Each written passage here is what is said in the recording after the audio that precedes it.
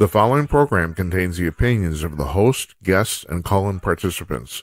These do not necessarily represent the views of this show's distributors or sponsors. This program may contain obscene, profane, or otherwise objectionable language. Viewer discretion is advised.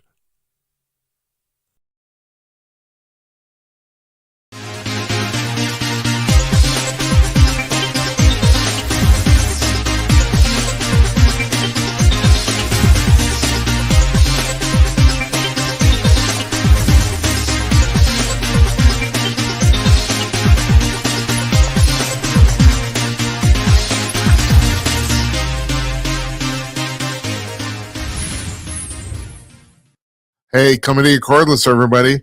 It's Wednesday night, November 19th, 2025. It's 1 minute past 9 p.m. on the East Coast of the United States and 6:01 on the West Coast. And here where I'm sitting in Northeast Minneapolis, it's 8:01 p.m. Central Time. I am Jim Peters. Welcome to another edition of Jim Peters at Night. This is episode number 295. If you're keeping score at home, which means we're creeping up on 300. That's what we're doing. We'll talk about that in a second. Our guest tonight is Marcus Lowth. He's a UFO author and researcher. He does a whole bunch of stuff. He's the editor of UFO Insight magazine. He has a podcast with Steve Mara, who's also another great UFO researcher. The podcast is called the Anomaly Project Podcast, and you can find that at theanomalyprojectpodcast.com.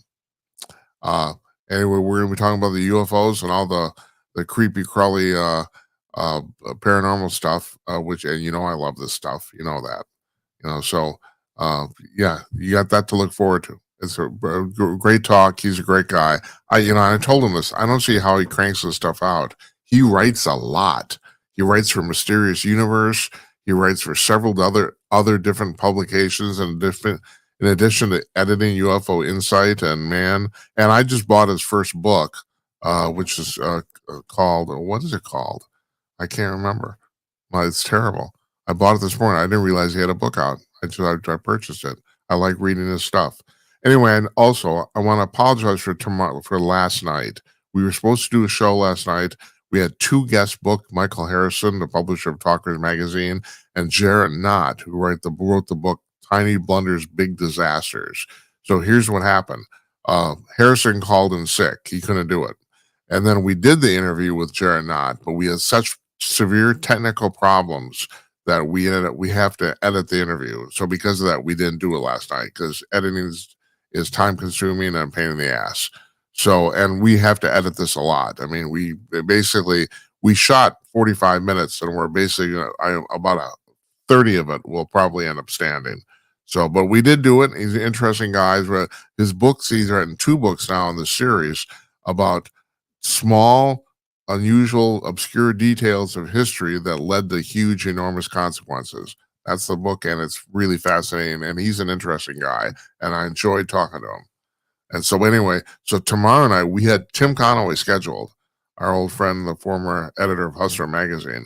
And we're going to have him on, and we're going to play Jarrett Knott's interview, which we were supposed to play last night.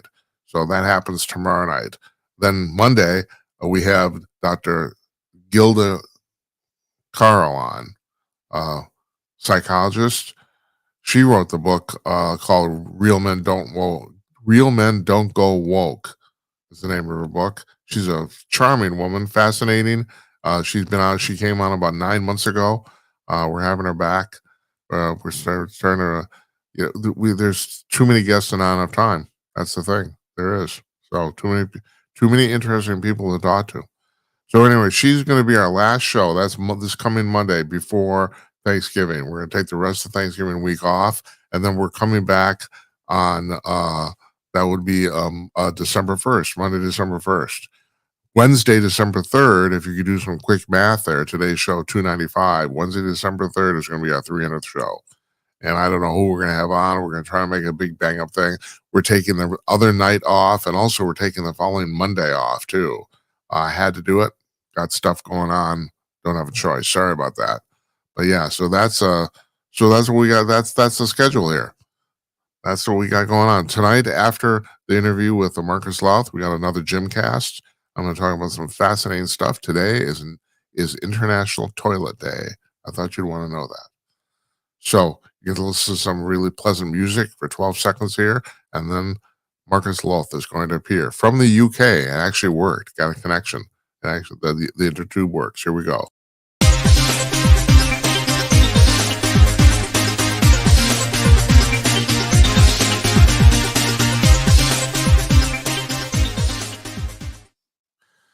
Joining us from his home in the UK, and we actually got a connection here that actually works. Marcus Louth. He is first of all, you're the editor of UFO Insight, right? That's right. Yeah, I don't own the site, but I do edit it, and I'm responsible for most of the articles on there. So yeah, that's correct. Right, yeah. right. And you do a podcast, and I didn't realize this. I didn't know you did your podcast with Steve Mara. He was on about 9-10 months ago. We had him on. Great conversation with him. I'm going to put your website on. It's the Anomaly Project Podcast, and it's at theanomalyprojectpodcast.com. That's your website right there. Yeah. So you guys have done. I just checked. You done about 25 episodes so far, right? Yeah, that's right. Yeah, we launched in February. Well, no, sorry, we started the nut of the idea in February, but we launched in May 2nd, I think, 2025 this year. And yeah, that whole drive is really looking at the connections between all aspects of the paranormal, UFOs, ghosts, cryptids, and just how they're all connected. But yeah, it's a great chance to speak to other researchers, investigators, share ideas, theories. Well, I was going to ask you about that. So, okay, so you've obviously now. I was just telling you just before we came on here. I don't see how you keep your output up. I mean, my God, you write so much stuff. Here's your book, and I was just telling you before we went on the air here that I just bought it. I had a bookmark. I don't know why I didn't purchase it previously, but I bought it this morning. And I'm looking forward to reading that. You know, you've got a great style, and also what can I say? You write about a lot of stuff that people are interested in. You know. Yeah, well, I mean, I'm interested in it myself. I think that's the most important thing. You know, I mean, I really do. It sounds cliche, but you live and breathe this stuff. You know, I mean, every morning I wake up and I make sure I get my head into some kind of research, whether just reading someone's book or someone's paper.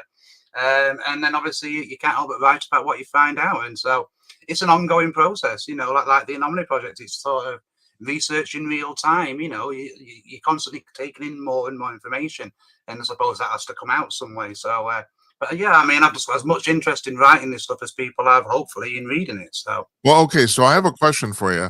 Speaking of your podcast, now you just explained this, and I gathered your podcast is you're trying to kind of come up with the unified theory of all this paranormal stuff. And so, okay, you think about this a lot. Any theories of what's going on? I mean, you're not the only person who thought this. There seems like, you know, you talk about the reincarnation phenomena. You talk about after near-death experiences. There seems to be this thing that all of this stuff kind of happens in kind of some same place. Do you have any theories now? What's going on? Yeah, I mean, essentially, it's hard to condense into you know, like a little show, but essentially there seems to be two main kind of theories regarding how this stuff is connected. And I kind of fall somewhere in between the two, actually. You know, there's lots of branches off on these things. But essentially, some people think that what we're dealing with here is an overriding intelligence, like a trickster element that manifests in different forms, whether it be UFOs, aliens, Bigfoot, ghosts. And essentially, it is looking to almost trick humanity for its own unknown agenda, similar to the tales of the jinn. Other people suspect that the connection between all this stuff is more of a mechanism, something that allows UFOs to manifest in our reality, ghosts to manifest in our reality, even cryptid creatures, which, you know, a lot of researchers suggest that there's a supernatural element to these cryptids as opposed to flesh and blood. So I kind of fall somewhere in between the two. I suspect that there is a mechanism that is responsible for allowing all these things to appear. And to manifest and how we perceive them. But within that, I also suspect that there probably is some kind of trickster element, some kind of overriding intelligence, whatever that might be. And I think that kind of is like, you know, navigating in and around this stuff. So sometimes a person might be seeing the Auntie Betty, but sometimes they might be seeing somebody who just looks like Auntie Betty for its own possibly nefarious purposes. So yeah, as to like what the overall agenda is, I mean, that's the overriding question. You mentioned like reincarnation as well there, and you know, astral projection and what happens after death. There's a researcher called Anthony Peake, and he is really up on this stuff, and I recommend anybody checks him out. I recommend you get him on your show as well. But I mean, he's already outside the spectrum I am going with my research on this, that consciousness, human consciousness, both subconscious and the conscious mind, is so important in this. I mean, he highlights, for example, how near-death experiences, they kind of mirror alien abduction phenomena. People seeing bright lights, strange creatures around them, intense fear. And it's an interesting little side note that when you look at alien abduction cases, people can recall going towards this light, what we might suspect is the spaceship, but they can't actually recall entering it. They just wake up in some kind of strange room.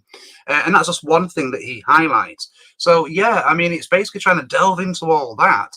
And it's an ongoing project. It's an ongoing research, really, because every time you think you've got a bit of a handle on this, something else comes along and you think, oh, I have to rethink that now. So, yeah, I think ultimately my own personal view is that it's a mechanism that assists in these all manner of things manifesting in our reality. And what that mechanism is, as I say, that's why the research continues. Well, I'm not the only person who's proposed this. You know, you're talking about the near-death experiences and reincarnation, all that stuff, and the alien abductions.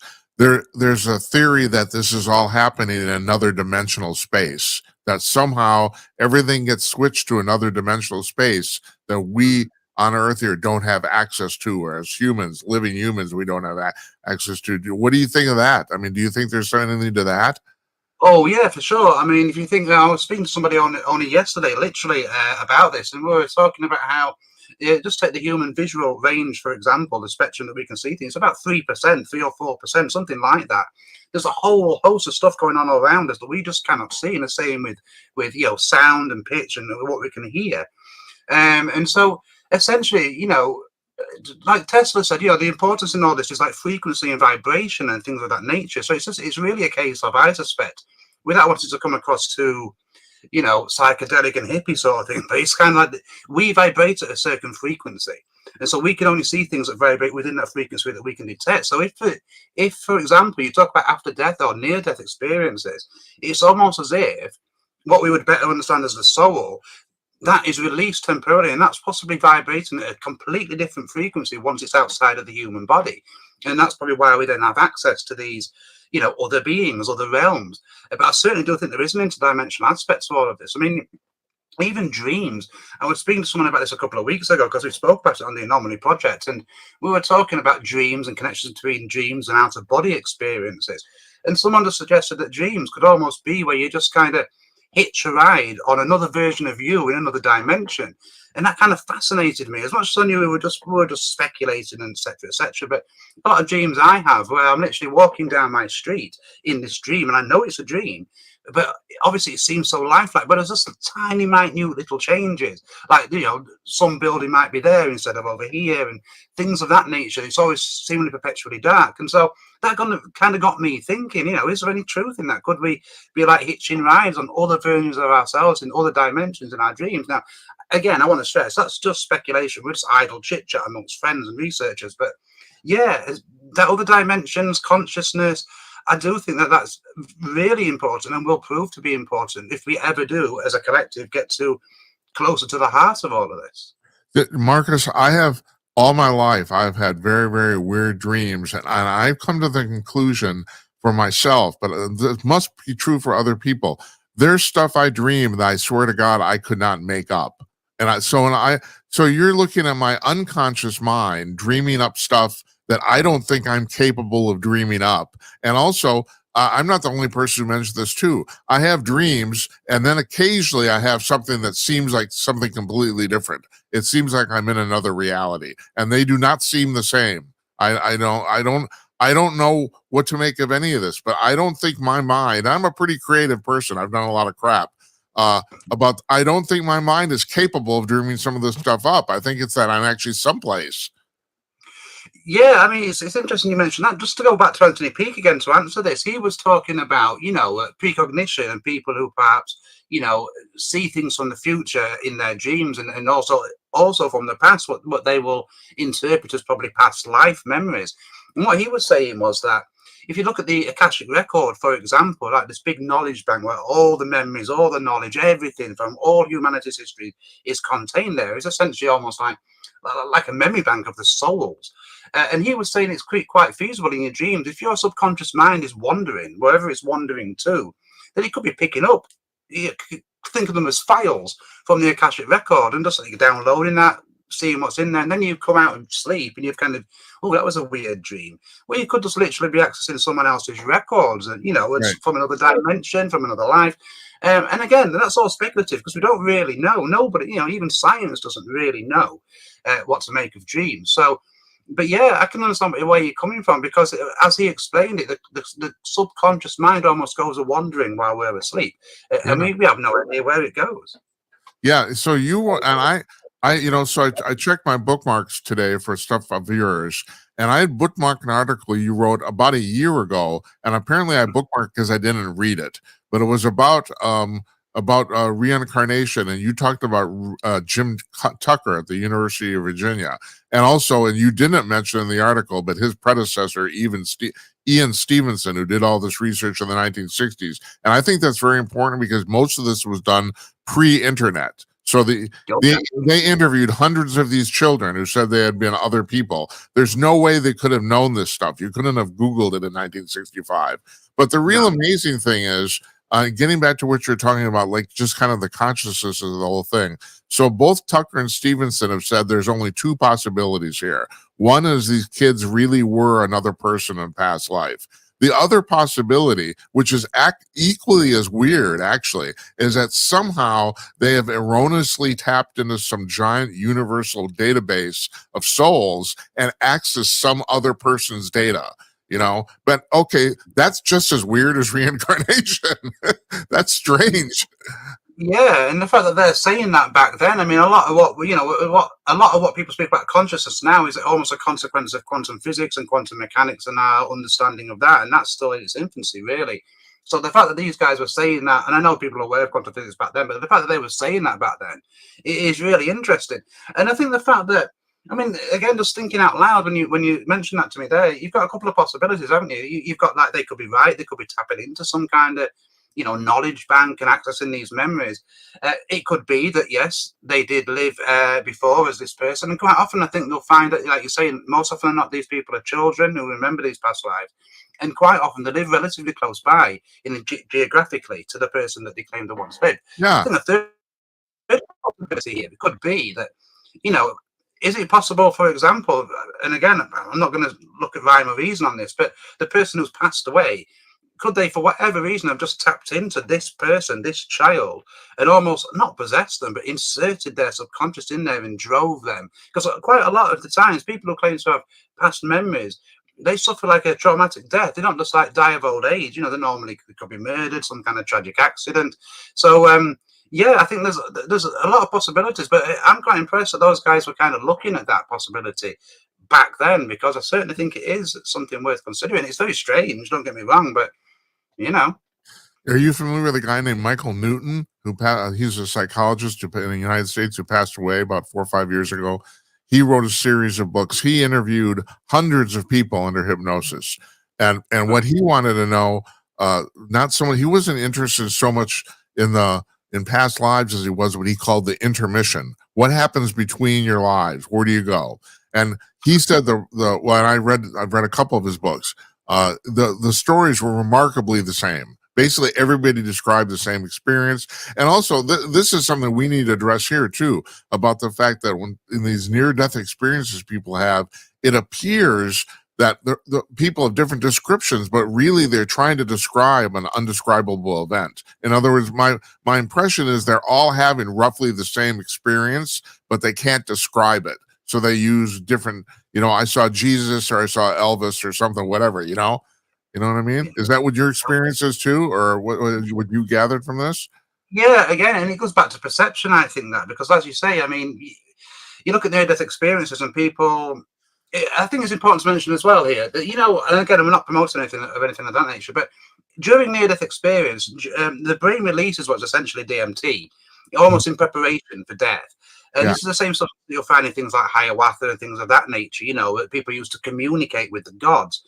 So the fact that that's happening and people are having these near-death experiences and essentially interacting, for want of a better phrase, are certainly aware of other beings or entities around them, it will suggest that, that perhaps there is something to do with this unlocking the subconscious and seeing other realms. And obviously the body seems to do that in preparation for death. So it does make you wonder, well, where do we, our soul, or whatever you want to call it, go?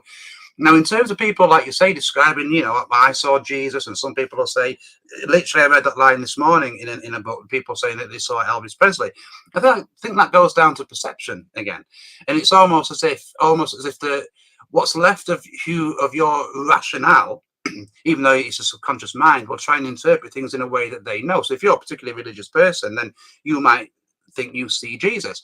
I suppose the other element to this is that these creatures are intelligent, these entities, these beings, whatever they are, and they perhaps can tap into your subconscious and manifest in ways that you might understand or not be frightened of, for want of a better word. But yeah, I agree that the number of testimonies for people who experience this are just so much the same. Now, you say they'll describe things differently, slightly. And I think what resonates as well is, again, going back to alien abduction encounters, they're remarkably similar details of strange entities around them, bright lights, that feeling of almost being out of your body. I mean, there's a number of alien abduction encounters where there's been investigators there. They've gone to a location. I think it's happened in Australia most famously, and I forget the lady's name, Purdy, I think, but either way. And she was saying, they're coming for me, they're coming. And they were all in this car waiting for this UFO to show up. And it did. And then she came out of some kind of trance, and she said, she was shocked. She said, well, you've not left the vehicle. And she said, well, I've been on board. I've been on board the spacecraft. So that suggests some kind of out-of-body experience intertwined with an alien abduction. So yeah, I think it's fascinating that these encounters are all reading the same, they're all putting the same details across. And I think the more we read, the more we research in that field and alien abduction fields, for example, the more we see these crossovers and more we see details bleed into each other. So it's fascinating stuff, and we're just getting to this is just a tip of the iceberg, really. What do you make of the concept, which I'm starting to buy extreme more and more all the time, about the fact that consciousness doesn't really reside locally? That consciousness is a signal.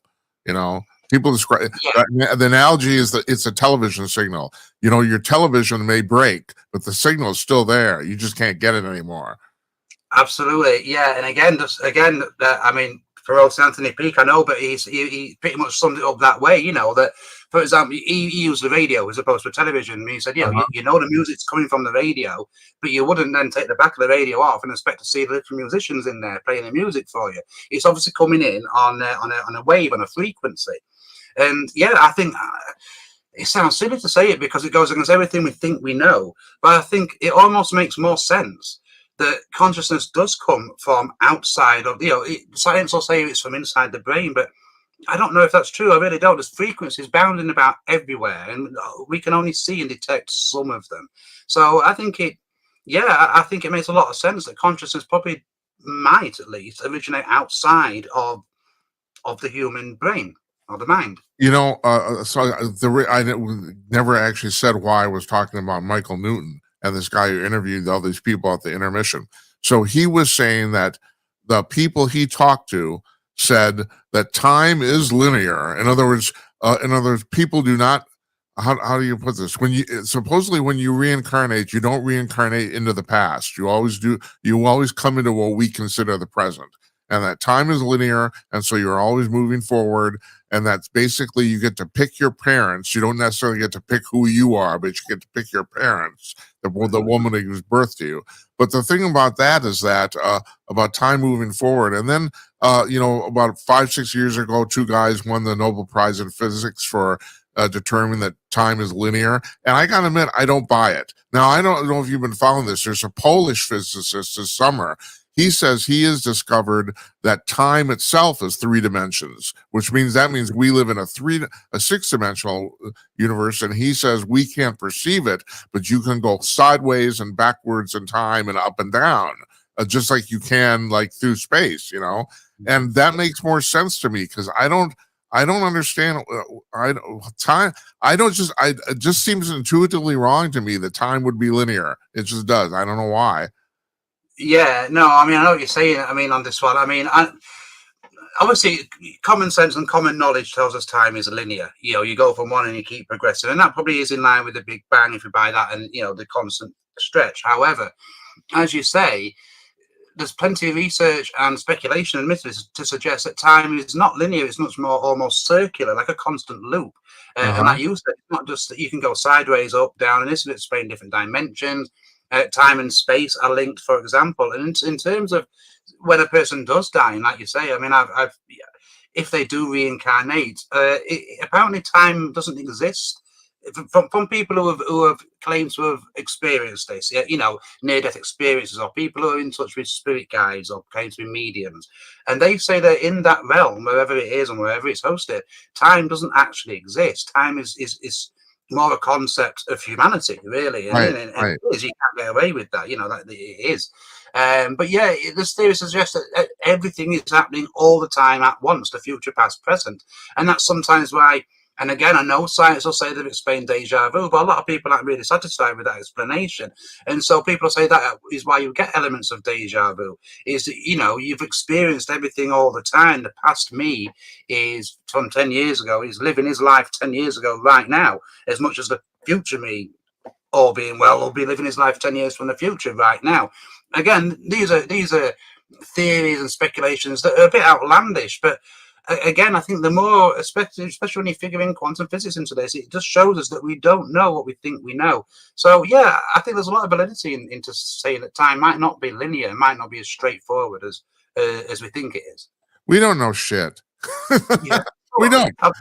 So I don't know about you, but there's concept I have no trouble buying. A lot of people say they've been abducted, say that the aliens actually take them directly through walls, and it's like passing through jello, right? And people say, well, you couldn't do that. But then think about this, Marcus. You look through glass all the time. You can see through glass. It's only one more atomic step to passing through it, isn't it? It's not that difficult, would it? I mean, I can't do it, but still, as a concept, I don't find it that big a stretch. I just don't.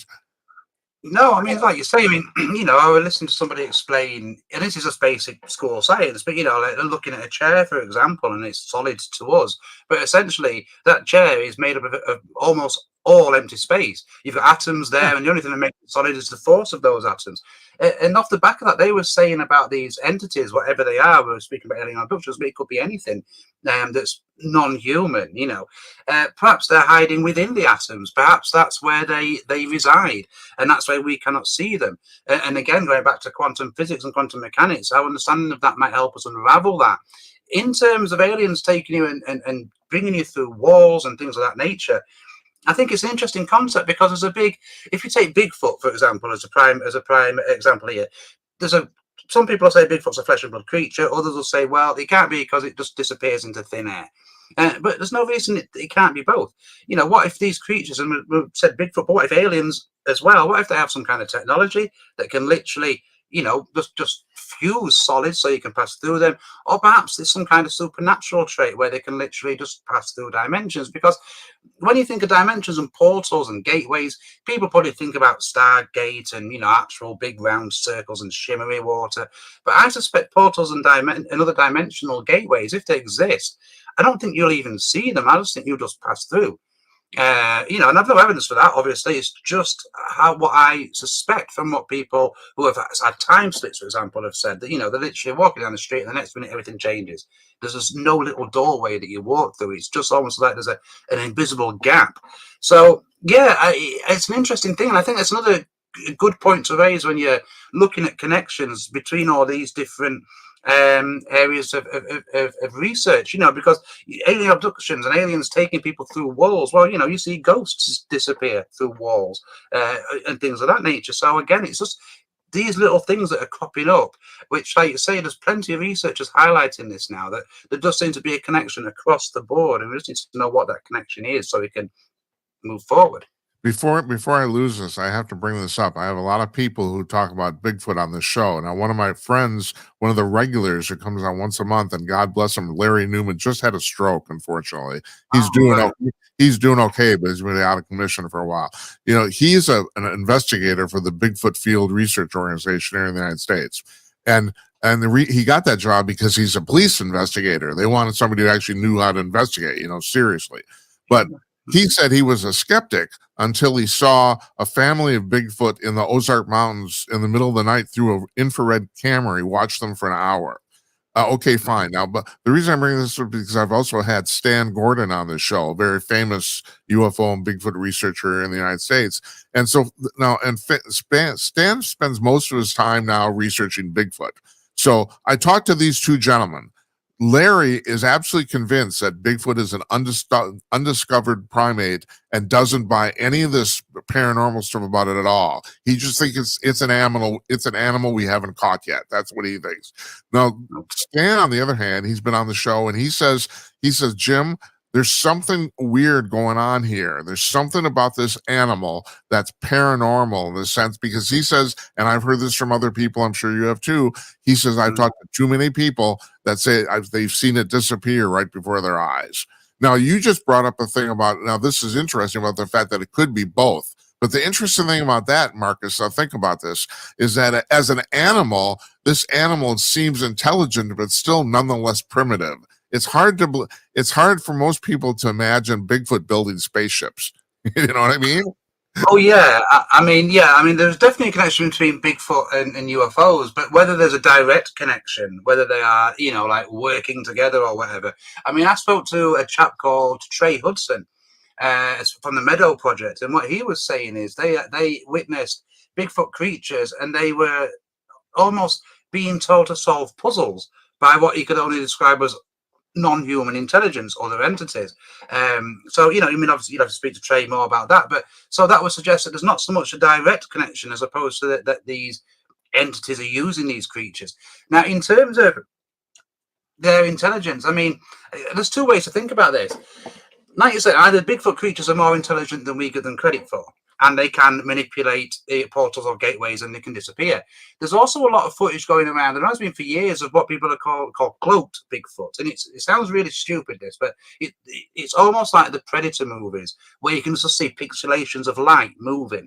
And so again, that suggests, well, is that some kind of technology, which would suggest ultra intelligence, or is it something just within them that they can do? Like a chameleon can change its colors to match its background. Maybe if they are a flesh and blood creature, maybe that's why they disappear. They don't really disappear, they just become invisible. Or perhaps the third thing to contemplate here is that they are flesh and blood creatures, and maybe they don't even realize they're doing it. Maybe they just slip in and out of these dimensional doorways. Perhaps they're from the past, or perhaps they're from another dimension. So again, I can buy all three of those. And one more thing to consider there is, if these are flesh and blood creatures, then if you think about the overriding intelligence that I spoke about at the beginning, then perhaps some of these Bigfoot sightings, particularly the ones where they just disappear, is that trickster element. Perhaps it's not a Bigfoot that people are witnessing on some occasions. Perhaps it's just something else that manifests as a Bigfoot, because that's how it thinks it will elicit the response it wants.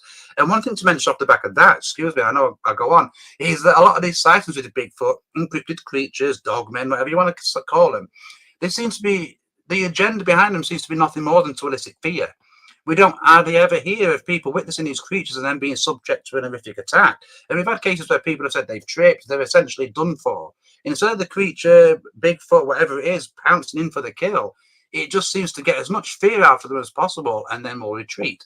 So I think there's so much for us to think about just on Bigfoot and cryptids alone. And that elicitation of fear also shows up in any abduction cases. It shows up in out-of-body experiences, ghosts, poltergeists.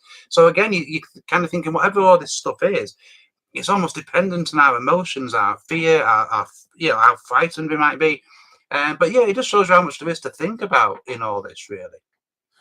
And you brought up just in passing a theory that I've been thinking about, because this would be fascinating if it's true, about the fact that maybe these are animals that have a natural ability to cross between dimensions, and they're almost like not aware of it. It's just it's natural for them.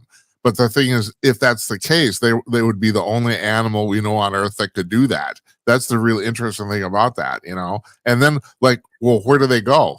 Where, we talk about these other dimensions. Where are these places? I mean, are they right next to us? Are there, supposedly we can occupy the same space and not know it? I mean, it's like, but humans, we're not wired to think in more than three dimensions. We can't really comprehend it. You know, so you got this animal that's fairly smart. It's basically like a smart gorilla, but maybe it can actually just do this naturally, and it's not even really even aware of the fact that this is unusual. No, I mean, I think you're right. I mean, there's examples of the Loch Ness monster, and I forget the one in Canada where it's the same kind of thing, that they're 1 minute and they disappear. What I think is interesting about that, though, is like you say, if we've got a natural animal that can either cloak itself, make it invisible, or even disappear into other dimensions, this might explain why authorities are seemingly so interested. Because you would think, if Bigfoot is just, like you said, just an unknown, undiscovered creature, whereas they might be interested in it, you wouldn't think they'd be so interested in almost covering up accounts, suppressing accounts. You know, I mean, I was speaking to a Bigfoot researcher. I won't name her because of what she said, but she was saying basically she's been to Bigfoot hunts and she's come across, like, you know, big armed patrol units that would only be there in you know, in dire situations. So why are they turning up armed to the teeth and not allowing access to areas where there's nothing but Bigfoot? So that might suggest that, okay, maybe they're interested in this. Maybe they're wondering, well, where are these creatures going? Maybe they're looking at not so much the creature, but the potential portals and other dimensions. And again, it's just another aspect, another layer of nuance as to, you know, because there's definitely something to the Bigfoot sightings, for example. There's too many sightings of these All right, creatures that's right. for it to be nothing. So we just need to kind of get to grips with it, research this in a serious way, and plenty of people do. But you know, we need to bring on more and more from the mainstream, for want of a better word, to kind of legitimize this research and just to get it out into the wider public arena. So my friend Larry talks about this. I'm guessing you've heard about this too. That there's been a rumor going around for quite a few years here in the United States that the U.S. government captured a Bigfoot during a California wildfire about 5-6 years ago, and Larry says that in the Bigfoot Field Research Organization they acknowledge this. They don't know if it's true, but they think it might be likely. But the thing about this, and Larry talks about this also, there's a pragmatic aspect of this. In the United States, at least, you wouldn't want to make Bigfoot public, because if people knew that Bigfoot existed, it would basically shut down the entire logging industry in the United States, because you would now have it. You would have an endangered species that was, you know, you basically couldn't cut down any forest, and for that reason alone, the government might not want this to come out. Just no, I think you're absolutely correct. And again, I was speaking to a researcher who said exactly this. I asked her that question, you know, why would they be interested in all this? And she said exactly the same thing. That, you know, if there was Bigfoot discovered, whether it's one single Bigfoot or a family of them or whatever, then you would imagine that that's going to be protected. It's going to be an immediate protected species. So as you say, logging industries are done. But it's not just logging industries. Then you've got people who are using land for food. So all of a sudden, for you know, transport, roads going through places, all of a sudden, it kind of grinds America to a halt. And that sounds silly, but it could, you know, if so, because you've got one or two ways of dealing with it, haven't you? We do what we've just said, and it's protected, and we learn what we can about them, or they just go out and hunt them down. And so, yeah, either way, it does present a problem. And so, you know, we're all here talking about fantastic theories, but it could be something as mundane as it decimate the logging industry. And so, yeah, I think that's something that not a lot of people actually think about, but yeah, I think that's very valid, very credible reasoning, to be honest. Well, you probably know this too. Here in the United States, the state of Oregon has already made killing a Bigfoot illegal. You know, people laugh at it, but that's a real law. You can't kill a Bigfoot in the state of Oregon. You can't do it. So, and that's the thing, though, isn't it, with the authorities? The fact that, you know, I don't know the states, but in other states in America, they've got official Bigfoot trails beyond mere tourism. Yeah. You know, like literally warning people that you might encounter this here. Please be alert. So again, that does suggest that, whether officially or not, authorities are taking this quite seriously, and the presence of these creatures, whatever they are, is very real. You were talking about the trickster element of all this, and I'm sure you're aware of this too, about the fact that here in the U.S. at the Pentagon, there's supposedly, this has been rumored for many years, but it's so rumored and it also makes so much sense, I assume it's true, about the fact there's two different factions in the Pentagon regarding, and they're struggling about whether they should make the alien abduction or the alien phenomena public.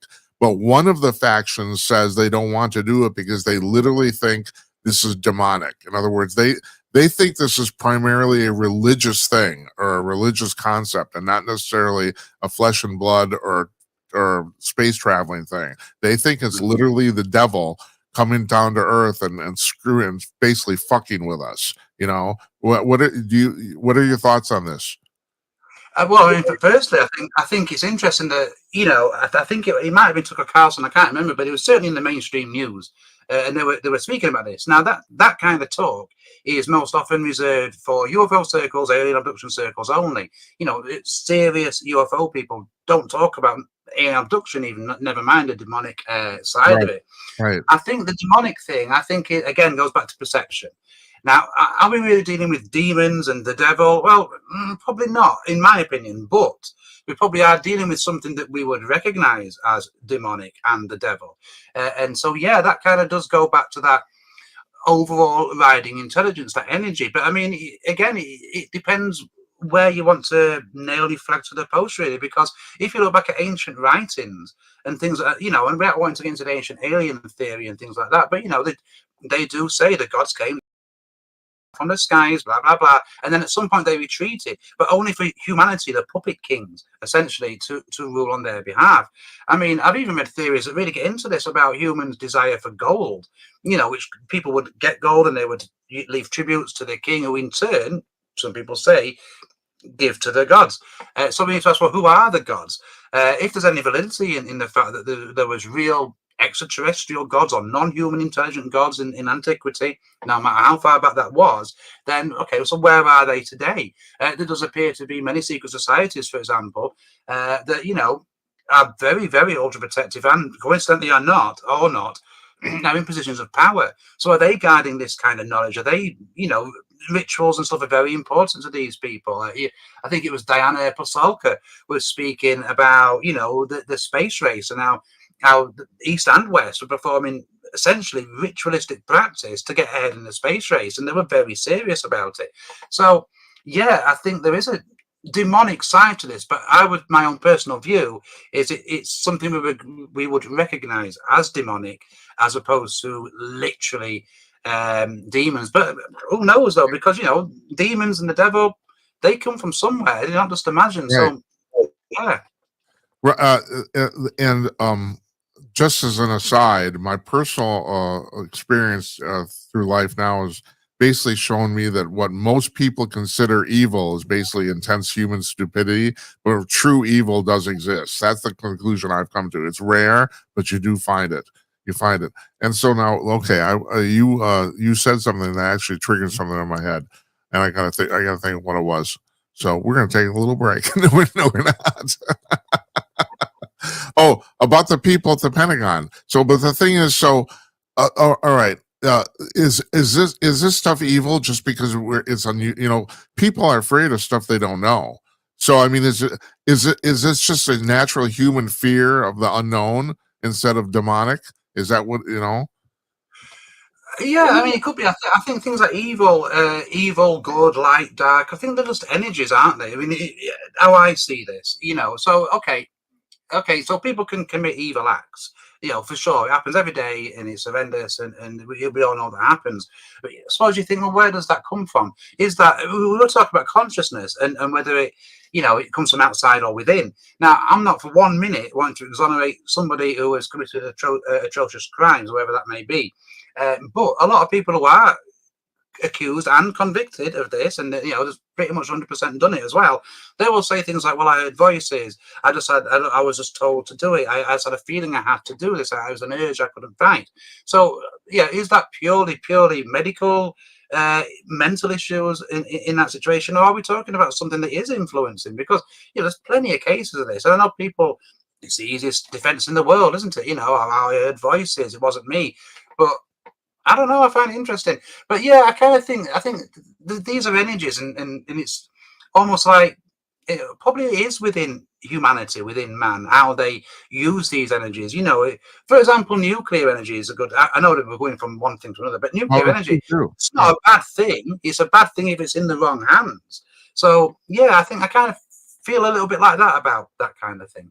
So I was reading one of this piece you wrote on reincarnation today, and you touched on the people who said they've been reincarnated as another alien being, And so there's one story about this woman who was talking about her race of aliens, and she said she was basically a gray, and that's come to mean a lot of things. But she said that that they had stopped individual thinking because it led to greed, and that it destroyed their civilization. And the constant theme of people who say they've been abducted is that the aliens tell them, well, humanity's on the track to destroy themselves. And Yeah. I don't know. The thing is, I don't know if greed automatically destroys a society. I mean, it's definitely over.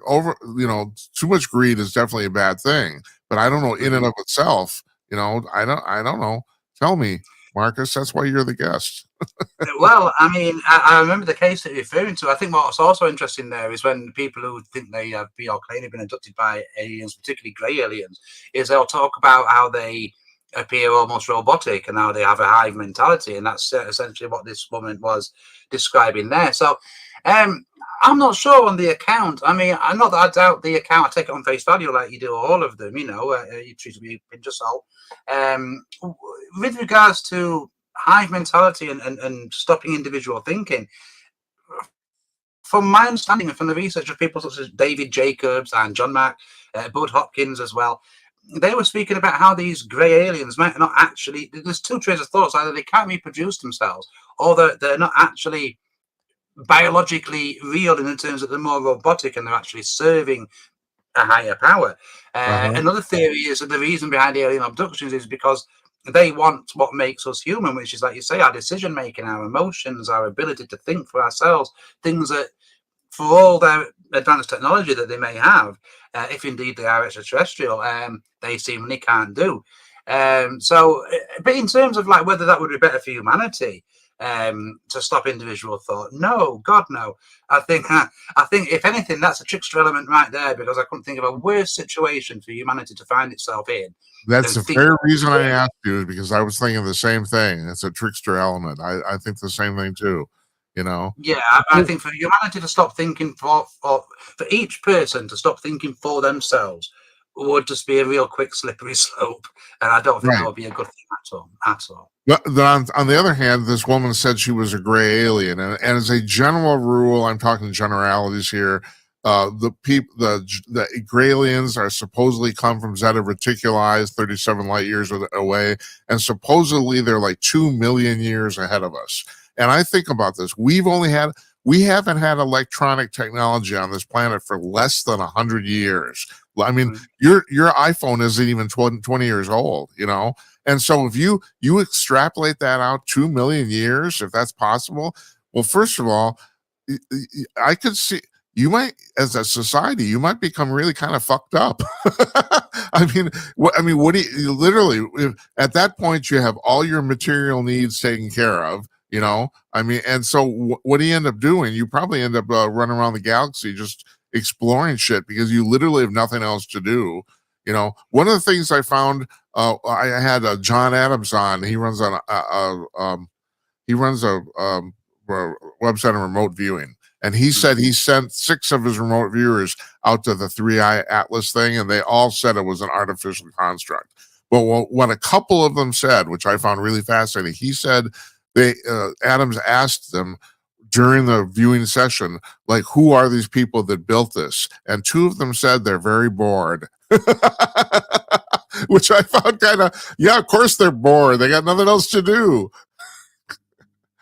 Are you still there? Hello? Did I lose you? Oh my God. I might have lost you. Marcus? Hello? Yeah, this is the reason we don't do this live. Yep, we lost him. We're going to give it just a second here to see he'll come back up. But yeah, I'm going to continue what I was talking about there. So the remote viewer said, well, they're very bored. Of course they're bored. They've had technology for 2 million years. Just like, you'd be bored out of your mind. What do you got? There's nothing left to do, So anyway, we're just like, it's the same thing. We literally don't know anything. We're just getting started here, I don't know if Marcus is going to come back, and we were going to. Oh, he did. Oh, you're back. I'm here. Yes, what happened there? Last thing I heard was you say it was an artificial construct, the remote viewers. Yeah. So what I was saying is that 2 of the remote viewers said Adams asked them, "Who are these people?" And two of them said they're very bored. that's what Right. that's what they said. And of course, you're bored. You've been, you've had technology for 2 million years. There's nothing left to do. I mean, can you? Yeah. I mean, it's an interesting one, this, isn't it? Because it's been brewing for months. I know somebody who they claim they're in touch with a spirit guide, and I'm not mentioning the name, but I say they're quite credible. They say the opposite. They say that it's completely natural object. There's nothing artificial about it at all. Um, Interesting. Now, whether it is or not, I mean, mentioning about if you're 2 million years advanced ahead in the future, I'd just say, I mean, you either do go out into the stars and see what you can find and blah blah blah, but you would expect also that if you're that far advanced, and as you said, think how far advanced we've come in the last 100 years. So if you've had 2 million, then you almost would suspect these guys will have completely commanded space travel, however that is, whether it's through the use of wormholes and gateways or whatever.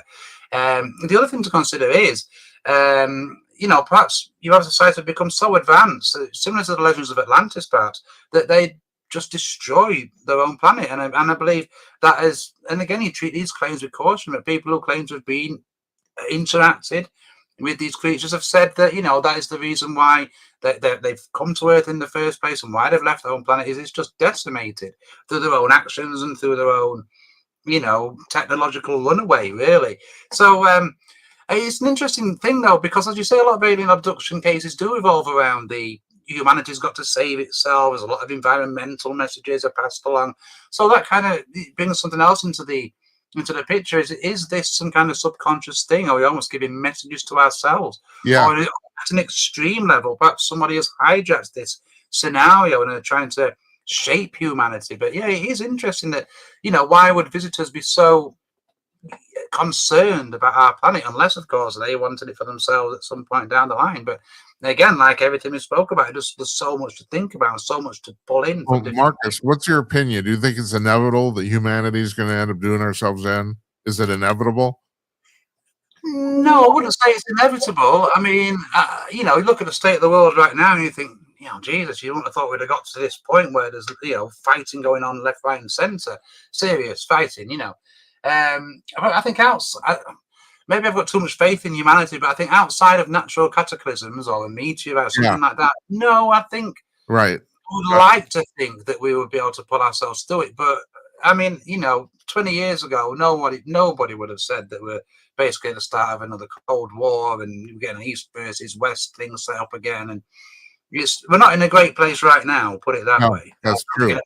With that. That's true. Although I do share your opinion. I think that we're probably more likely to get hit by an asteroid than blow ourselves up. I think, and I wasn't talking about that. That might happen. Who knows? Who knows exactly. But no, I'd like to think that there's enough good people out there, and hopefully we'll both be proven right.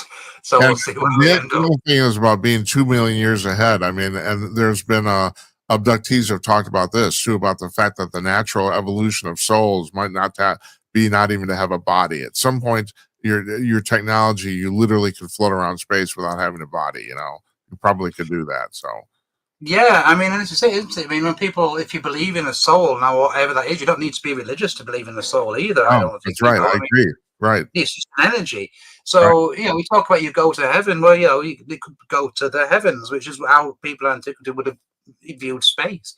So perhaps it does do that. I mean, there's been cases of, I think it was a Salyut 7, the Russian space station back in 84, I think, and several cosmonauts, seriously reported seeing what they said were like angel-like figures, essentially like beings outside the space station. So what were they seeing? Were they seeing essentially souls? Or because all a soul really would be is a manifestation of energy.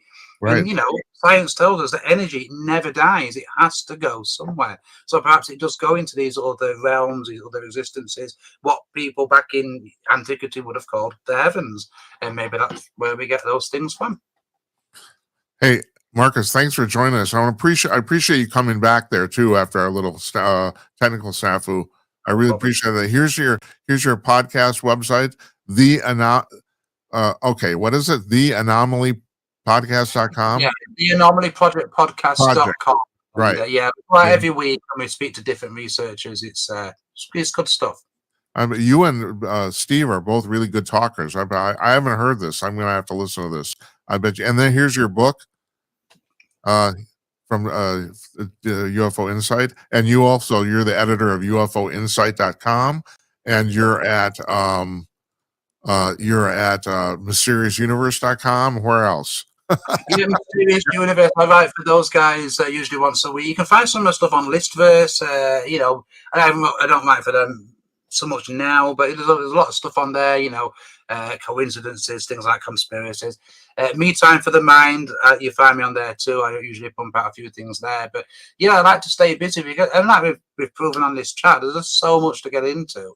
I don't ever envision a time when I won't want to do this anymore and I'll be bored. I just think there's always something to speak about. I have an hour's worth of questions, but I just don't like to do these interviews past like 45, 50 minutes. I think the audience just burns out, which is not, I don't have to tell you this. I mean, the 3-hour interview is kind of the fad right now, but if you have a real life, I don't think anyone's really interested in doing that. So I don't know. No, I agree. I think we said when we set up the Anomaly Project, between 45 minutes to 90 minutes max is where you want to. Right. Anyway, you take care. I'm looking forward to having you on again. Like I said, I still have more questions, but yeah, we'll get into another time. All right. And tell Steve I said hello, would you? Oh, for sure. I'll let him know. I've spoken to you, and you know where I am if you need me. And send me a link when this is live and later on today, and I'll share it about and share it with our audience too. I'll do that. Thank you. I appreciate it. Thank you. We'll see you. Bye.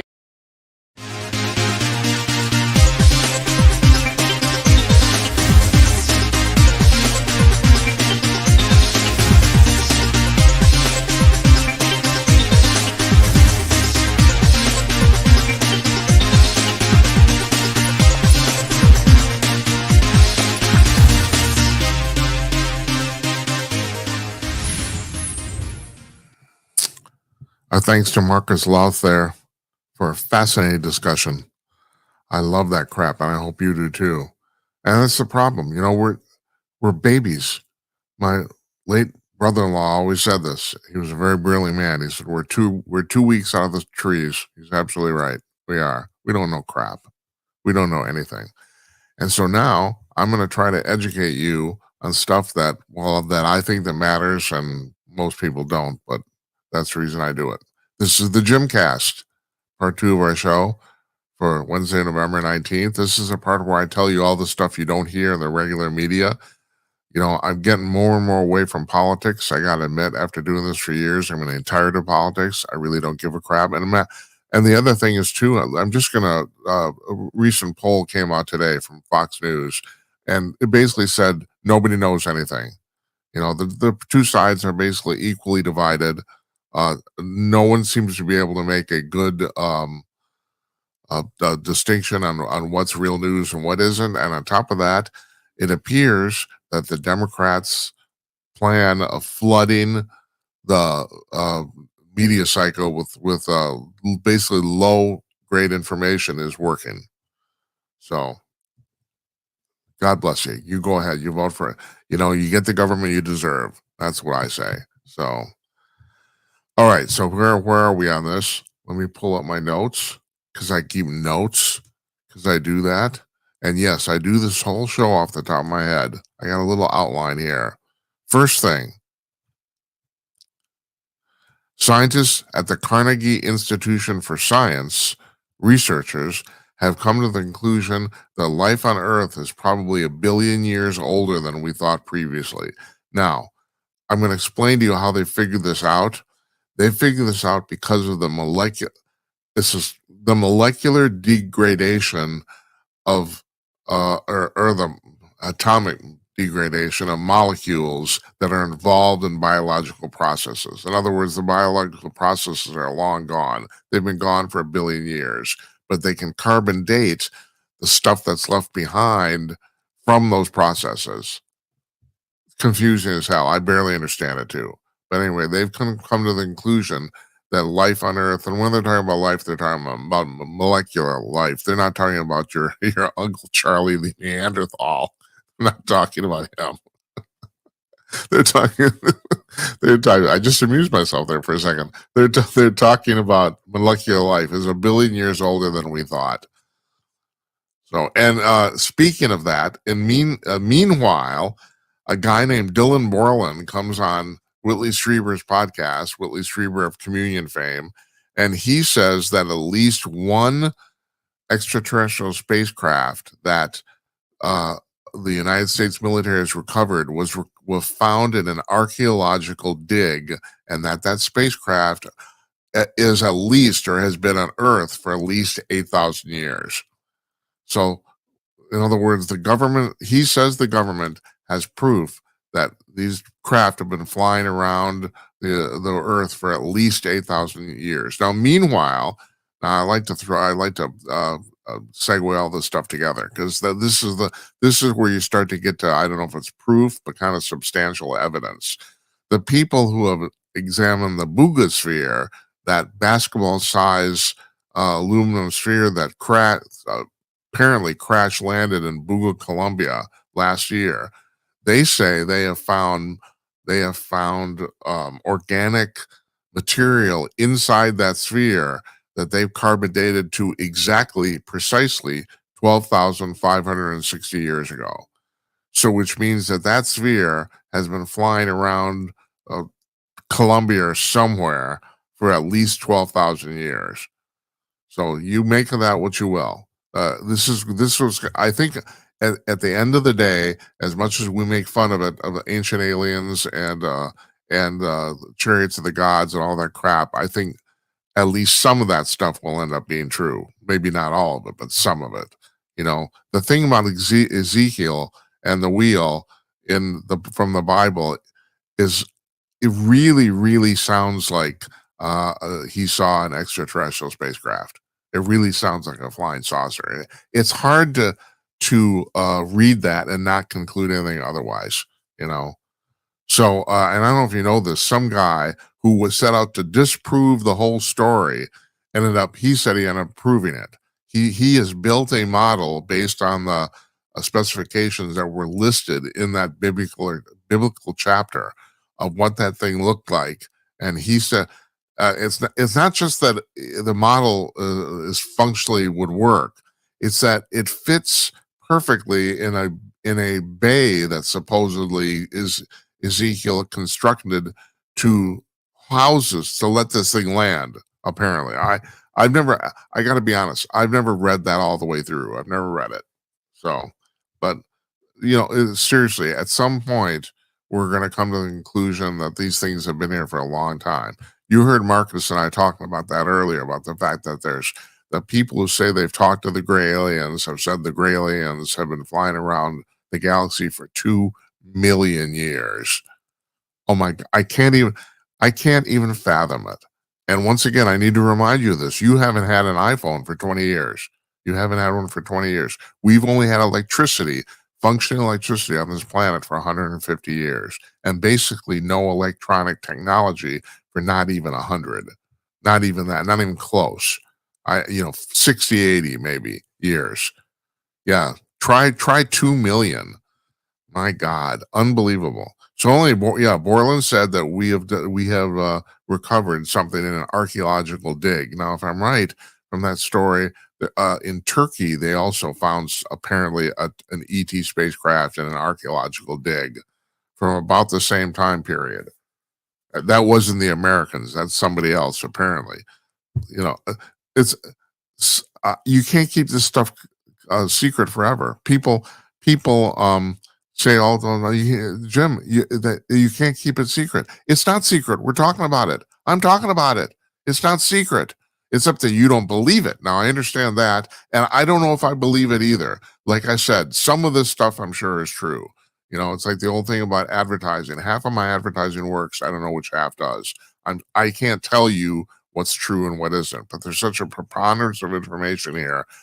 The fact that every single piece of it would be false, right now just defies the odds. Some of this stuff is true, and so I'm basically letting you decide what's true and what isn't. It's the same thing about the Bigfoot thing that Marcus and I were talking about.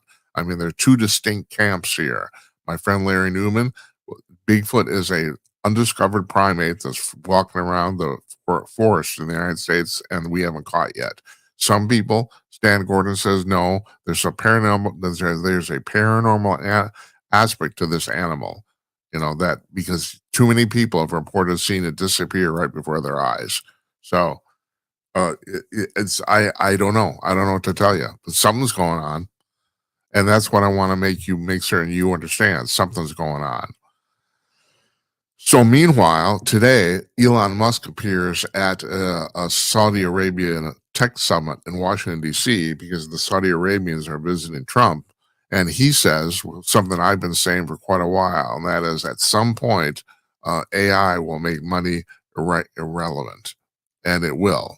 And he has not put a date on it. I've said 1 to 300 years, so I don't think it's going to happen anytime soon. But yeah, it's going to happen. It will. We will end up eventually. I mean, and all the you good Republicans out there and capitalists, and I'm one of you. So just hold on to your seats. I'm not trying to dissuade anybody here. At some point, I think we will drift into socialism because money. Well, capitalism is based on scarcity. So if you eliminate scarcity, you basically eliminate the need for capitalism. But that's like I said, that we're at least 100 years away from this. For now, balls to the walls, man. Right now it's the only thing that works, and everyone says, "Well, it's so flawed." Capitalism has so many flaws, and it does. It does. It's still the least flawed system. That's the only thing. Yeah, all of these systems have incredible flaws. Capitalism is the least flawed one, and also it's the only one that mathematically creates money. So there's that too. So you want to get rich, you want a prosperous society, you have no choice. Will Zoran Mamdani in New York City figure that out? Probably not within his lifetime, because he's committed now. So, and I need to address this. I've talked about this before, and I'm talking about these goddamn kids. I'm right now. I want them to get off my lawn, because they go to college and they come out and all they do is parrot what their leftist professors tell them. Like there's no critical thinking at all. And what the hell happened here? I don't quite understand this. Now I know what's going to happen in the future. Half of them will end up realizing, oh my God, well, all this stuff we were taught was crap, and the other half won't, which is pretty much what's happened to. I mean, that was what was the name of the big the hippie Abby Hoffman, and I can't remember the name of his friend who became a very famous and wealthy stockbroker.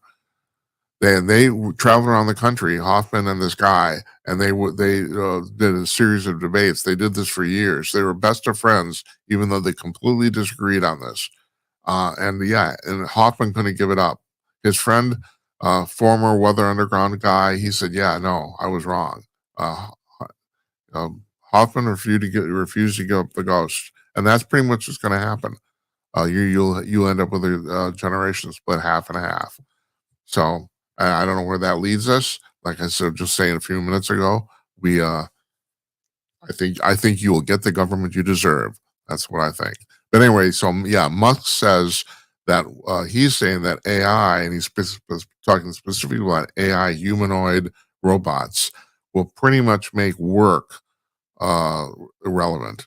That's what he says. Work will become optional. Now, somebody's got to figure this out, because I've said this before. If you have a replicator that can endlessly churn out exact copies of like a Monet painting, the original is still going to be worth a lot of money, because there's only one of those. So I don't know. I don't know how you're going to handle this. I don't. In Star Trek, in the Star Trek universe, they very obliquely addressed this all by what they called credits, but they never really talked about it. I mean, they would mention occasionally there was no money in their society, but I suppose maybe our credits money. I have no idea. I don't know. It's all made up anyway, and I'm not talking about making stuff up here, But Musk refused to put a date on this. He did. He wouldn't say when this is going to happen.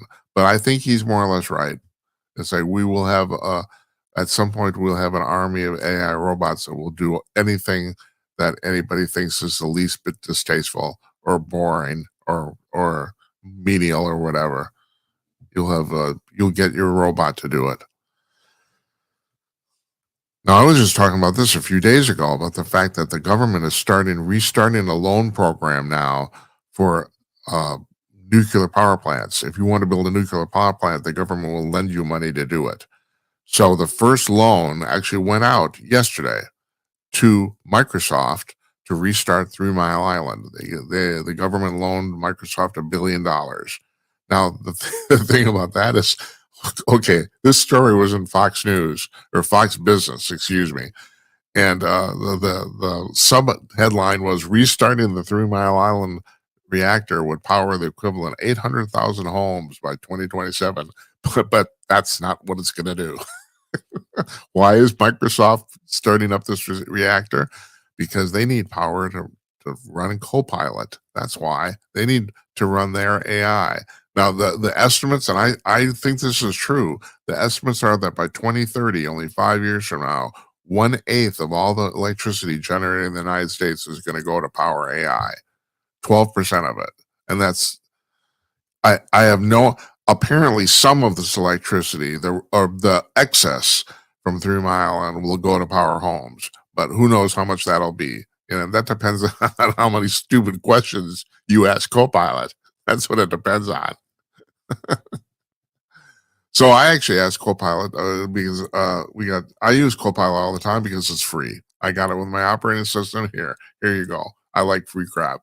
So it's free right now. It's probably going to be free almost forever. Uh, there's all sorts of ways they can monetize that. So I don't think we'll ever end up paying for it. And the reason I'm going to skip forward here, the reason I actually uh, asked Copilot today is because one moment here. Oh yeah, because Judge Boasberg, this judge who's had just really, really weird uh, judgments from he sits on the Ninth Circuit, I think, or something like that in California. So he ruled today, and I agree with this. He ruled that Meta that does not have a monopoly in social media. That would be Facebook, Instagram, WhatsApp, and other and Facebook Messenger, the Facebook company Meta. Now that's the name of the company. They do not have a monopoly, and they don't. That's exactly correct. They do not have a monopoly. They don't. There's too many competing services. But what I wanted to look up and when I asked Copilot, I knew that when Facebook bought Instagram, which of course is part of their family, and turns out is makes almost as much money as Facebook itself. That when they bought Instagram, they very famously paid $1 billion for it, but I couldn't remember the date. Turns out it was April 2012. So, and people thought Zuckerberg was nuts to pay $1 billion for this startup company.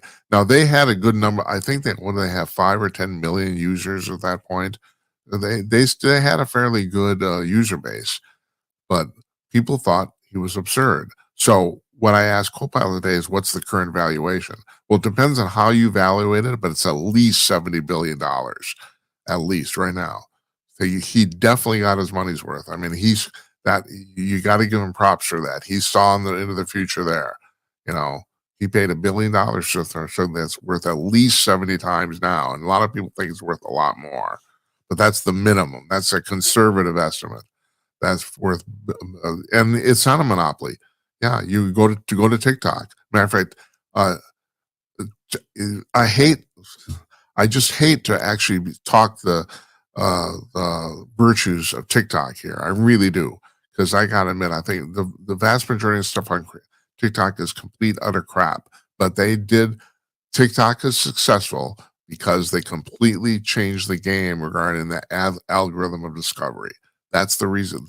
They're completely different than any other current social media platform from that point of view.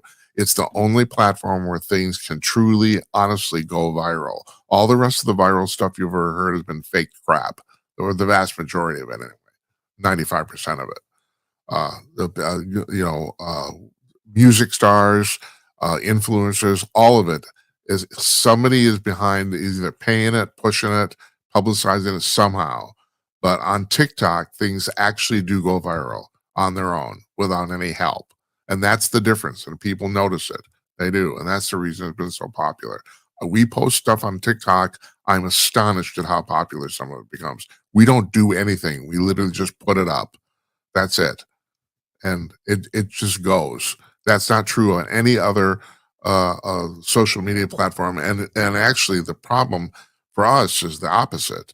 We've been banned from Facebook. I got let back on, and it was such a pain in the ass. I didn't do it.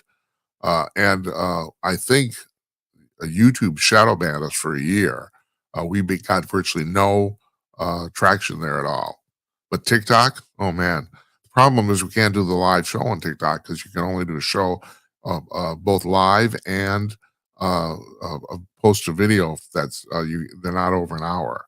So I'm although I think at some point I think right now we're posting shorts. We post about 4 a day.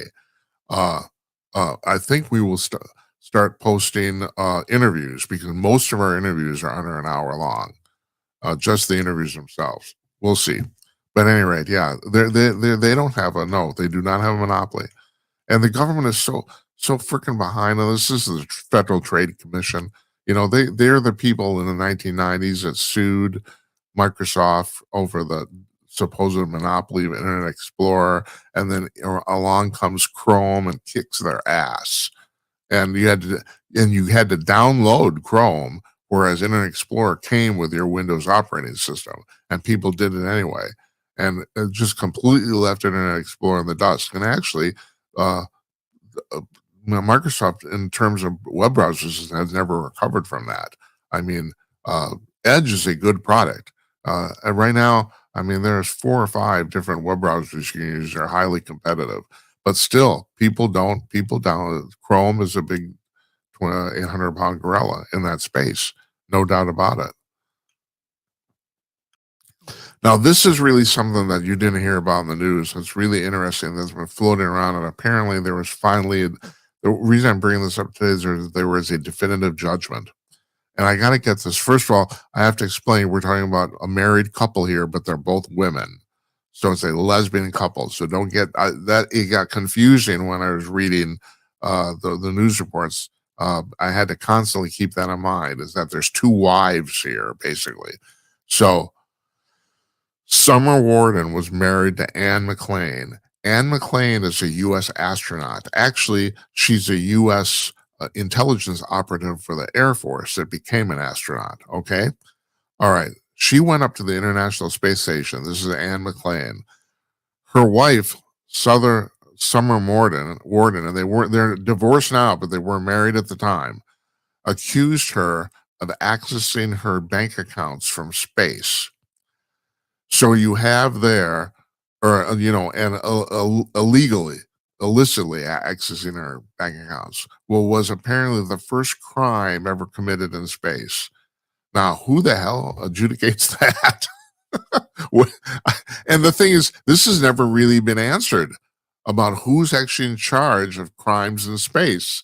It's the first time it's ever been alleged. Now, what actually happened is that Summer Warden, the woman who alleged this, she lied basically that the astronaut Anne McClain actually did have legal access to those bank accounts, and she filed a false claim, and now she's going to go to trial for filing a false crime report, basically. So the whole thing the thing about the crime in space is now moot. But you do wonder. I mean, we don't have any. There's no infrastructure or protocol set up to deal with this. I don't know if you remember, there was this is, I think, 2014, about 10 years ago, there was a mini series on the Sci-Fi Channel called Ascension. And it's funny that Conaway and I were just talking about this a few days ago because he thought it was just kind of a bullshit sci-fi show. And I did too. But the thing is, I'm a nerd, so I'm kind of fascinated by the premise. Here's the premise. First of all, the outline premise is actually real. And that is in around 1962, John F. Kennedy, the current president at that time, about a year before he got killed, contemplated building a giant rocket and sending a bunch of people into space in case the world blew itself up, as in the Cuban Missile Crisis. Okay, that happened October 62. And they thought, well, maybe we should do something here in case humanity actually completely wipes itself off the map. So they contemplated building this. It was called Project Orion. This is public. This is real. This is the real part of this, about building a giant rocket and so literally like a Noah's Ark and sending a bunch of people and a bunch of animals into space. And so the nearest habitable star, not habitable, they didn't even know at that time, but the nearest star was Alpha Centauri, 4.5 light years away, and they figured it would take, under the current rocket power, 80 years to get there. So you're talking about a multiple generational ship. So they didn't do that. In the show Ascension, the premise is that they publicly killed the project, but privately they still did it. That they actually launched this giant rocket into space. Okay, it held 600 people. Most of them were highly scientists and their families, a bunch of animals. This thing was supposedly bigger than the Empire State Building, significantly so, and they launched it toward Alpha Centauri, and it was going to take 100 years to get there. And in 2014, it was 51 years. They were at the point of no return. In other words, at that point, they could turn around and come back, and they had to decide whether they were going to do that or not. And this whole rocket was up also in the show. I don't think this was true in real life. It was powered by nuclear fission bombs.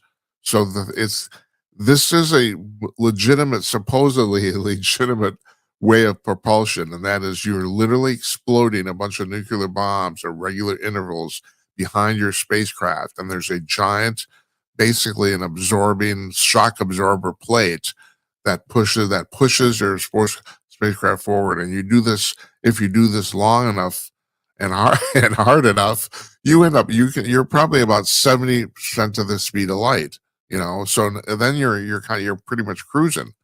So excuse me. So this is in the show. The reason the show is a mini series, I didn't think there were 8 episodes. What happened was they already figured there's going to be 3 generations of families on the ship. And so they're in the second generation now. They're in the middle of it. For the first time ever, they have a murder on board. And that's the thing. They don't know how to deal with it. They've never had a crime of any major portion, capital crime on the spacecraft. And they don't know how to deal with it. And part of the show is about that. The other part of the show is about, it's actually kind of a trick plot. And I'm going to spoiler alert here, but you're probably not going to watch this anyway. Although I think you can still see it on Netflix or something like that. I think spoiler alert. But here goes.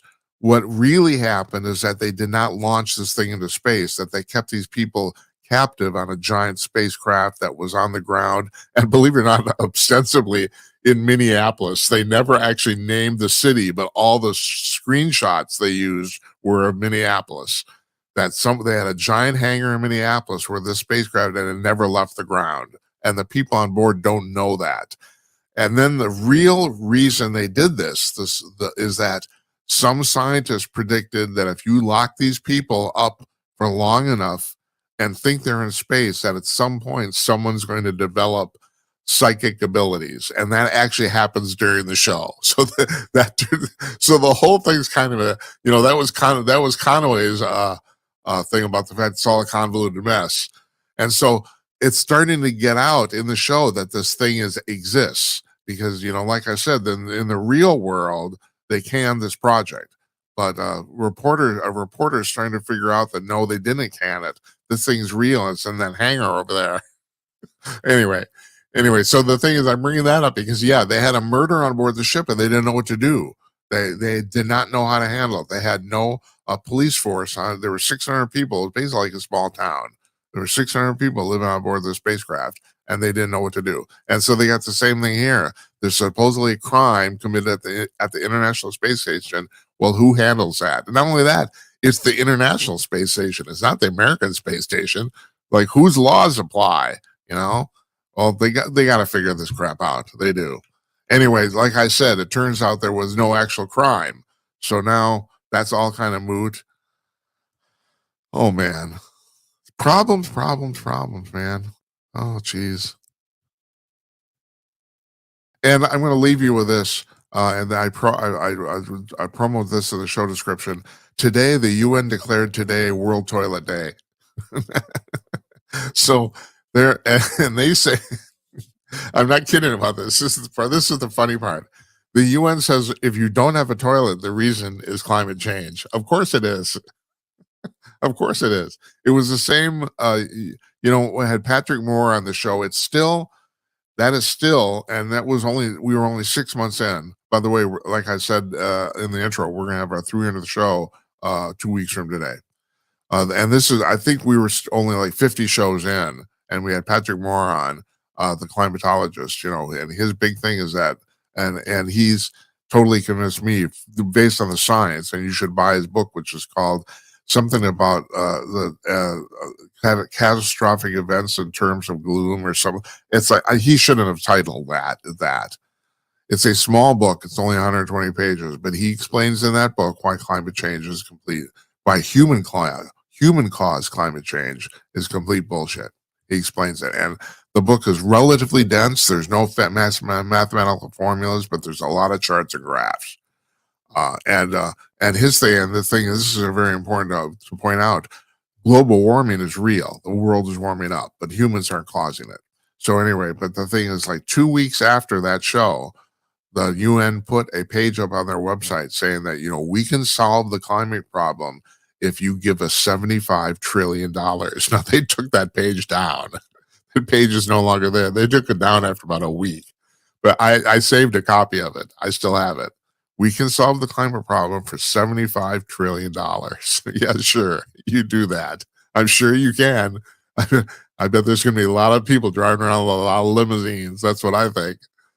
Oh my God. What are they thinking? So today's World Toilet Day. Oh God Almighty.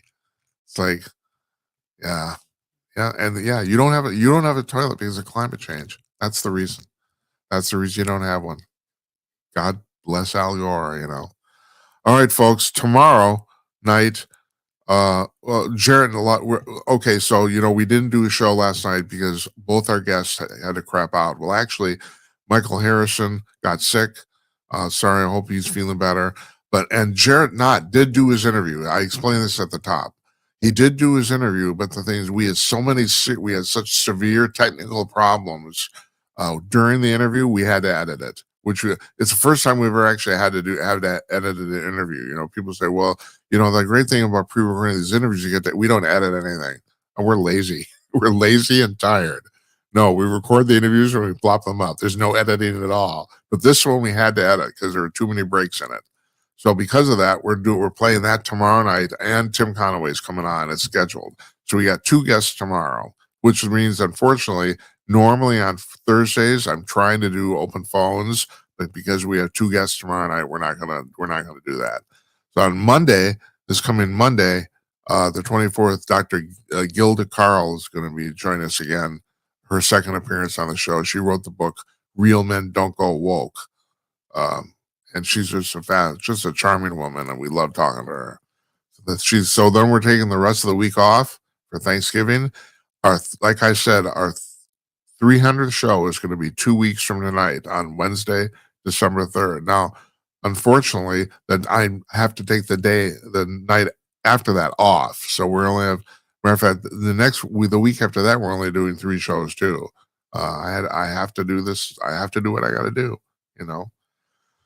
So that's my life. My life is talking to you and talking to people. And I gotta be honest, I love it. I'm 70 years old and I love doing this. I really do. And I want to thank you for watching and listening, especially now we got the audio only backup on Spreaker.